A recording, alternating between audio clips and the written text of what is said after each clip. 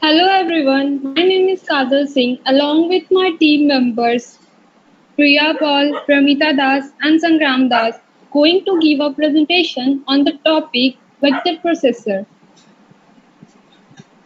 Next slide.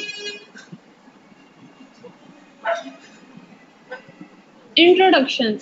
So first let's know what is vector processor. A vector processor is a processor that can operate on an entire vectors in one instruction. The operand to the instructions are complete vectors instead of one element. Or you can say that in computing, a vector processor or array processor is a central processing unit that implements an instruction set where it's effectively on a large one dimensional array of data called vectors. Vector processor can greatly improve the performance of on a certain workloads.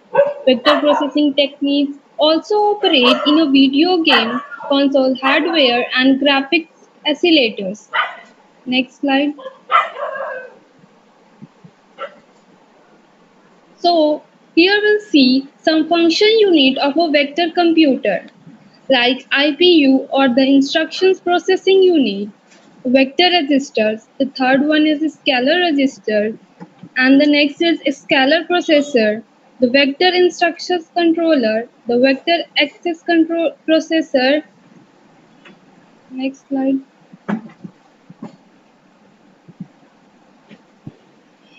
Here is the functional diagram that shows the overall operation performed by the vector computer. And the working principle of this will be discussed in next slide by Sangram. Thank you. Thank you, everyone. My name is Sangram Das. My I am described the working principle of vector machine. So as it has several function pipes, thus it can execute the instruction over the operand. We know that both data and instruction are present in the memory at the desired memory location. So the instruction processing unit, that means IPU, fetch the instruction from the memory. Next slide, please. Once the instruction is fetched, then IPU determines either the fetch instruction is scalar or vector in nature. If it is scalar in nature, then the instruction is transferred to the scalar register and then the further scalar processing is performed. While when the instruction is vector in nature, then it is fed to the vector instruction controller. Next slide.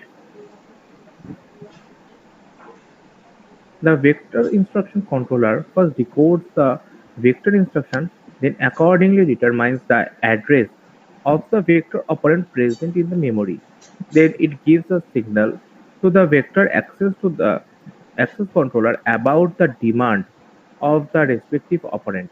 This vector access controller this vector access controller then fetches the desired operand from the memory.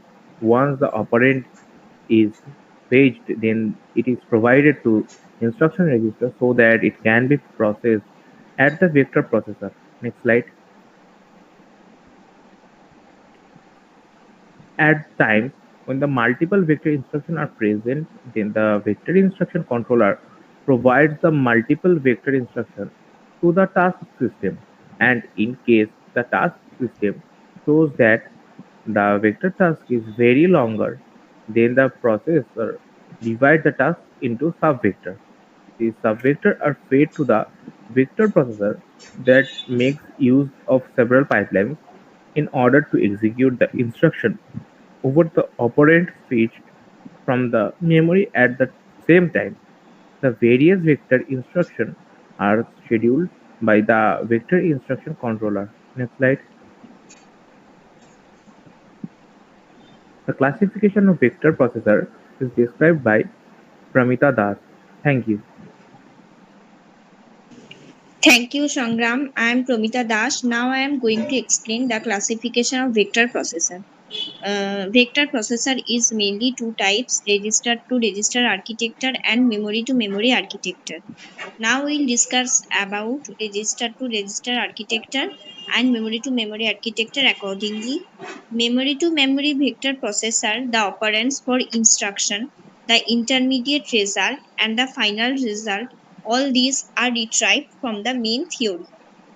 uh, TI AC CDC star 100 and Cyber 205 use memory to memory format for vector instruction. And secondly, in register to register vector processor, the source operands for instruction, the intermediate result, and the final result all are retrieved from vector or scalar registers. Cray1 BP200 use register to register format for vector instruction. Next, here are some advantages of vector processor. Vector processor,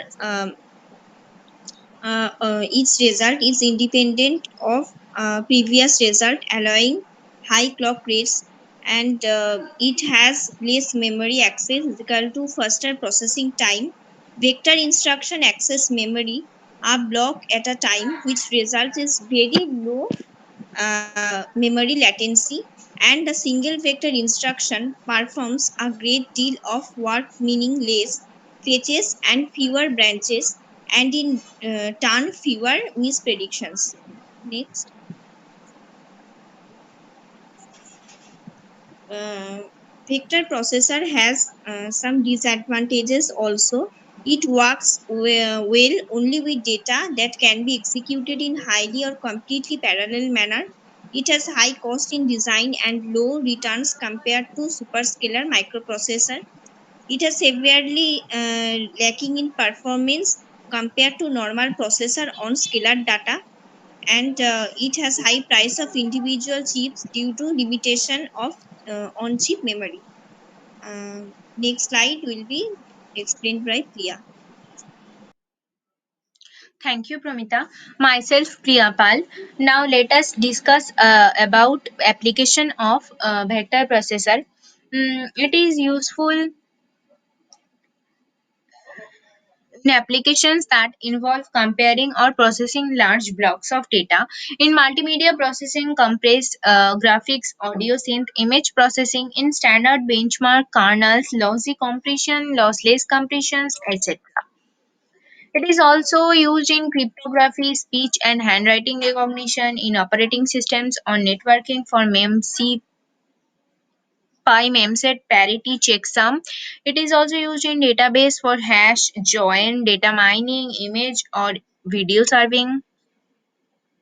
Conclusion: from our PPT, we can conclude that though the vector processing is not widely popular today, it is still represents a milestone in supercomputing achievement. It is still in use today in homes PC as SIMD unit, which augment the scalar CPU when necessary. The vector machine is faster at performing mathematical operations on larger vectors, so it makes it better able to compute vast amounts of data quickly. Next, here is the bibliography of our PowerPoint presentation. Thank you.